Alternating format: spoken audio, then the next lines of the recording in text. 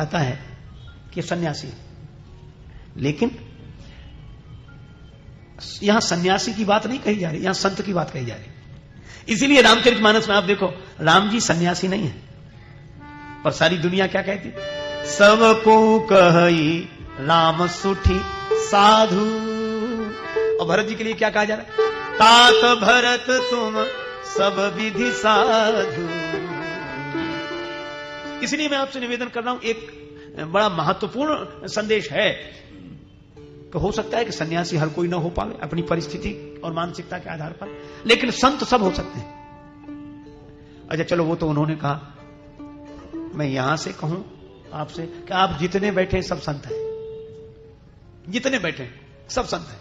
क्यों? तुलसीदास जी ने एक संत की परिभाषा बताई, राम कथा शशि किरण समाना, संत चकोर करही जेहि पाना। जो भगवान की कथा सुने सो संत है। तो ये संत माने सज्जन, संतों का स्वभाव आ जाए दूसरे। अच्छा देखो, मैं कहता हूं धन्य है ऐसे संत, खोद खाद धरती सहे, काट कूट बन राय, कुटिल बचन साधु सहे, सबसे सहा न जाए। एक बड़े अवतार कोटि के सिद्ध संत हुए हैं महाराष्ट्र की धरती पर ही, शेगांव में श्री गजानन महाराज, शिरडी साईनाथ उसी समय के संत हुए। उनकी जीवनी में पढ़ रहा था, वो अपनी परमहंस अवधूत दशा में बैठे थे, तो कुछ 9 युवकों ने मिलकर उनकी पिटाई कर दी। और पिटाई करने के लिए लाठी नहीं मिली तो गन्ना, अब गन्ने अपने अपने हाथ में लेकर उनकी पिटाई की। अब वो बैठे रहे, पिटते रहे, पीटने वाले ही थक गए, पसीने पसीने हो गए, बैठ गए। और जब वो बैठ गए तो उठे, उठकर वो गन्ने के टुकड़े टुकड़े हो गए थे, शरीर पर निशान थे। उन गन्नों को इकट्ठा किया और उनके टुकड़े से रस निचोड़ा, और रस निचोड़कर इकट्ठा किया और उन्हीं को पिलाया कि तुम लोग थक गए हो गए, लो पियो। तुम थक गए, पियो। इसीलिए साधु होना कठिन है, चढ़ना पेड़ खजूर, चढ़े तो चाखे प्रेम रस, गिरे तो चकनाचूर। अच्छा आप विचार करो, तुलसीदास जी महाराज 125 वर्ष की वय में विनय पत्रिका लिख रहे हैं, और उसमें कहते हैं, हे रघुनाथ जी, कबहू कहो यही रहानी रहूंगो, श्री रघुनाथ कृपालु कृपाते संत स्वभाव कहूंगो। संत तो मैं हो गया पर स्वभाव नहीं मिला, क्या ये स्वभाव भी आएगा? एक बड़े सिद्ध कोटि के वयोवृद्ध महात्मा, सन्यासी संत, ज्ञान के पूरे अधिकारी, ब्रह्म भाव में रहने वाले महात्मा अपने छोटे गुरु भाई को प्रणाम करने लगे। उन्होंने, महाराज आप क्या करते हो ये? बोले मुझे आशीर्वाद दे दो। बोले आप तो साक्षात ब्रह्म रूप हैं, आपको क्या आशीर्वाद? तो उन्होंने जो बात कही वो बड़ी अनोखी थी। उन्होंने कहा कि यह बात तो सही है, मेरी बुद्धि में निश्चय है, वैसी अनुभूति है, मैं ब्रह्म रूप हूं। फिर आशीर्वाद काहे को? बोले मेरा मन संत हो जाए, इसके लिए आशीर्वाद देता। मन में संत का भाव आ जाए, किसी से राग द्वेष ना हो, किसी की विपत्ति देखकर हम खुश ना हो, दूसरे को सुखी देखकर हम सुखी हो जाएं, संत है। आज का आदमी तो अपने दुख से उतना दुखी नहीं जितना दूसरे के सुख से दुखी है। तो संतों के जो लक्षण हैं, सीधी बात, मम गुण ग्राम नाम रत। भगवान कहते हैं जो मेरे परायण होकर दीन भाव से रहता है, सबको मेरा रूप मानकर अभिमान रहित होकर नीति और प्रीति पूर्वक जीवन यापन करता है।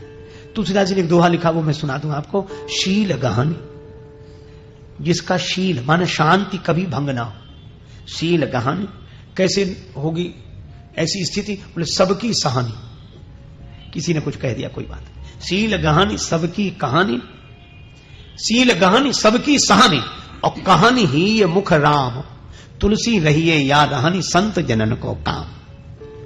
इसलिए भगवान कहते हैं कि जो मेरे प्रिय हैं, जो ऐसे संत हैं, कौड़ी रखे न पास में मांगत में सकुचाई, तिनके पीछे हरि फिरे कहूं भूखे न रह जाएं। कबीरा मन निर्मल भया जैसे गंगा नीर, पाछे पाछे हरि फिरे कहत कबीर कबीर। भगवान बुद्ध के एक शिष्य ने कहा कि महाराज अब मैं पर्यटन करूं? भगवान बुद्ध बोले क्यों? बोले आपने संत बना दिया तो संत को घूमना चाहिए। भगवान बुद्ध बोले जरूर जाओ, लेकिन दुनिया वाले अच्छे नहीं है, कुछ लोग तुम्हारा अपमान करेंगे। उसने कहा कि अपमान ही तो करेंगे, गाली थोड़ा ही देंगे। भगवान बुद्ध बोले कुछ लोग गाली भी दे सकते हैं, वो तो गाली देंगे, डंडा थोड़ा ही मारेंगे। तो बोले कुछ लोग डंडा मारने वाले भी मिले, बोले डंडा ही तो मारेंगे, जान से थोड़ा ही मारेंगे। और बोले किसी ने जान से भी मार दिया, बोले अच्छा है, जो 10 दिन बाद होना तो पहले ही सही, उसमें क्या है। भगवान बुद्ध बोले कि अब तुम संसार में घूमने लायक हो गए।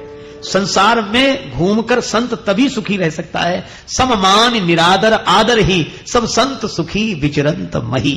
संत का लक्षण बताया, निंदा स्तुति उभय सम, ममता मम पद कल। आपने देखा होगा जब कोई मस्ती से झूमते हुए चलता है तो लोग क्या कहते हैं, क्या हाथी की तरह झूमता हुआ आ रहा है। अच्छा, हाथी की विशेषता क्या है? हाथी जब किसी गांव से निकलता है तो श्रद्धालु लोग हाथ जोड़कर खड़े हो जाते हैं, जय हो गणेश जी महाराज, जय हो गणेश जी महाराज। हाथी के जितने हाथ जोड़े जाते हैं श्रद्धालुओं के द्वारा, शायद और किसी पशु के जोड़े जाते हो। पर दूसरी विडंबना भी है, जितने भौंकने वाले इसके पीछे पड़ते हैं शायद किसी के पीछे पड़ते हैं। गांव भर के श्रद्धालु हाथ जोड़कर आगे खड़े होते हैं और गांव भर के कुत्ते भौंकते हुए पीछे पड़े होते हैं। लेकिन हाथी की विशेषता क्या है?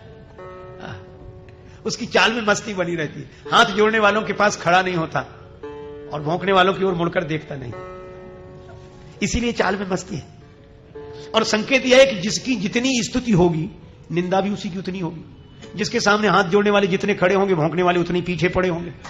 हालांकि भौंकने वाले आगे नहीं आते, इतनी हिम्मत ही कहां होती भौंकने वाले, वो तो पीछे ही पड़े होते हैं। लेकिन जो पीछे पड़े हैं उनकी तरफ देखना नहीं, और जो हाथ जोड़कर खड़े हैं वहां ठहरना नहीं, तभी चाल में मस्ती रह सकती है। इसीलिए हाथी की मस्ती भरी चाल है। हम तो हमारी मस्ती में झूमते चले हैं, आदाब कर लिया बस जो राह में मिले हैं, वो चाहे जैसा मौका खाएंगे नहीं धोखा।